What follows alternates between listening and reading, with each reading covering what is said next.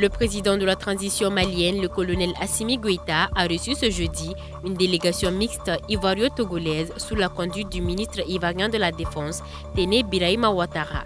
Au centre des échanges, la situation des militaires ivoiriens détenus depuis le 10 juillet au Mali. À l'issue des discussions, le Mali et la Côte d'Ivoire ont signé un mémorandum pour pouvoir débloquer la situation. Des drones turcs de combat et de surveillance nouvellement acquis ont été présentés cette semaine au ministre de la Défense lors de sa visite à la base aérienne de Mopti. Selon le colonel Sadio Camara, ces drones vont permettre aux forces armées maliennes d'assurer la sécurité des populations et celle du territoire national en toute autonomie.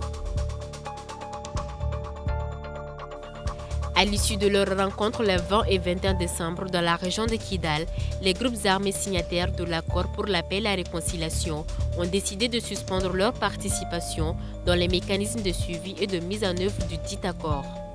Ils disent regretter l'absence persistante de volonté politique des autorités de transition à appliquer l'accord pour la paix et la réconciliation au Mali issu du processus d'Alger, signé depuis 2015. À Arlit, dans le nord du Niger, un vaste réseau de trafic de drogue a été démantelé il y a quelques jours par les forces de sécurité. La valeur marchande de la drogue saisie est estimée à plus de 45 millions de francs CFA.